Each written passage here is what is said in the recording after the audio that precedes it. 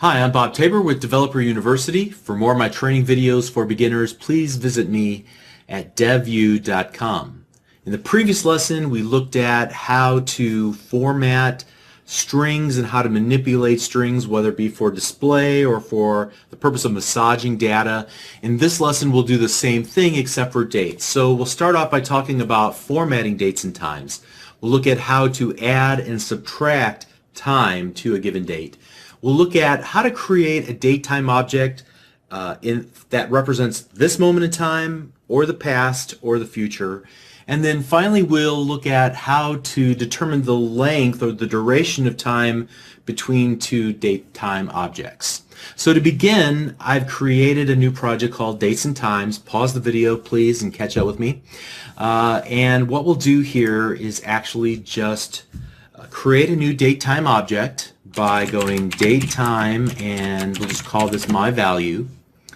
And we're going to initialize its value to a valid date time. So the easiest way to do that is to represent this very moment as the application is executing. So we'll go datetime.now, and that represents this instant, all right? And the easiest thing that we can do is just do a console.writeLine taking my value and calling the toString method. Now you'll see we have a lot of to something strings, and we'll look at several of these in an effort to format our date time the way that we want. But this default toString method will take our country and our locale and will present dates and times as they are typically presented in our country and in our culture. So here in the United States, we usually represent the month first and then the date. I know in other countries, most other countries, it's date, month, year. And then we have the time of afternoon that I'm actually recording the video. Notice that it also has AM, PM as opposed to military time or 24 hours. So in order to change the way that this is presented, we're given a bunch of other additional helper methods, and so we can do something like this. So myValue.to short date string, and this will just display the month, date, year. We can also do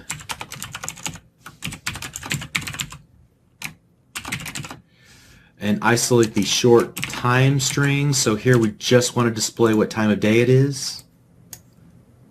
All right, 3:35 in the afternoon, great. We can also choose a more long form version of the date.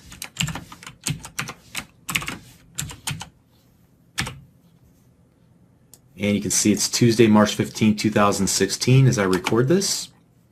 And we can do the same longer version for time as well. So my value.toLong time string.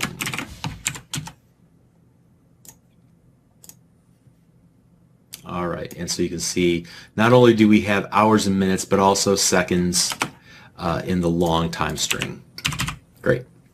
All right, so oftentimes what we'll want to do is do some date time math, which means we either want to add hours, minutes, I guess seconds, minutes, hours, days, months, years, whatever the case might be. But we can do it through a series of helper methods, the add methods. So here I'm just going to console writeLine, and we'll take my value, and we'll start off with something simple like add days. You can see that we can add milliseconds, seconds, hours, days, and everything up from there. So let's just do something simple like add days.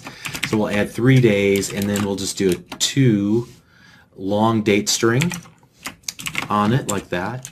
Now you may have noticed me do this in the past where I've used the period, remember that's the member access operator, and chain together a series of commands. So in this case, we have a value that represents a date. If I were to call the add days method, notice as I hover my mouse cursor over it that the return value of add days is another date time. So now since I have another date time in my hand that represents today plus 3 days, then I can call that date times toLong date time string, which now returns, as you can see, a string data type. So that's the notion of chaining method calls together. As long as you continue to chain together methods that return some value of some data type, you can continue to call methods for that given data type. All right, so let's go ahead and see now 3 days from now it will be in fact Friday March 18th. And let's do something with regards to hours, and let's go my value add hours, and we'll add 3 hours to long time string, and that will be 6:38 p.m. Okay. And then what if I wanted to subtract time? Are there any subtract hours or subtract days? No. However, what you can do is simply use a negative number to subtract. So instead of adding days, I'll subtract days. And yeah, we'll just go ahead and run that. And you can see 3 days ago it was Saturday, March 12th. Great. All right. So in addition, we can just grab off parts of a date or time. So here again, let's go, whoops, let's go my value, and let's just pull off this current month, and this will return an integer. Now console.writeLine we know can accept an integer, so we'll just go ahead and print out the current month. So the third month, obviously that's going to be March. Okay.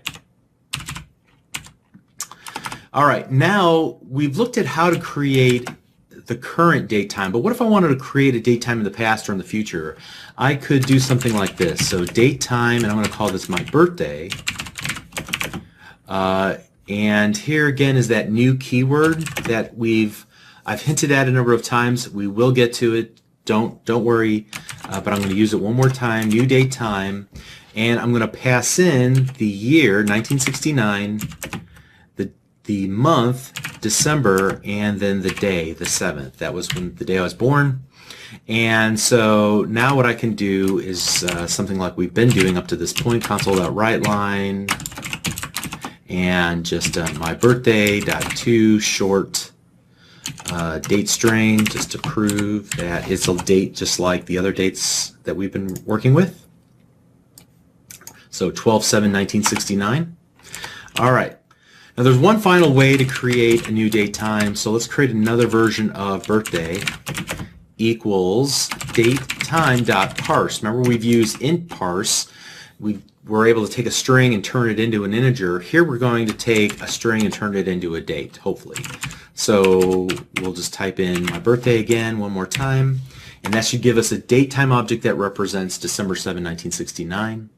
And now what I'm going to do is try to determine how many hours that I've been alive or how many days I've been alive. Days is probably a more interesting number. And in order to represent a span of time, we're going to use a new data type called time span. So here I'm going to use a new time span, and we're going to call this my age equals datetime.now dot subtract, and the subtract method will take the current date and subtract whatever date we want to use. So in this case we'll use my birthday. Okay, so now that I have an object that represents a span of time, I can say represent that span of time in terms of days or years or whatever the case might be.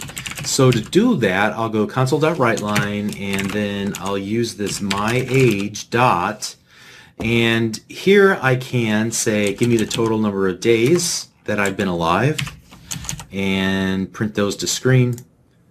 And you can see I've been alive, what, almost, well, 16,900 days. Whew.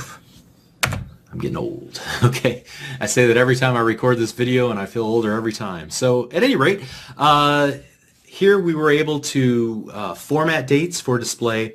We're able to manipulate dates by adding and subtracting date and time, and then we're able to determine the difference between two dates using a time span object.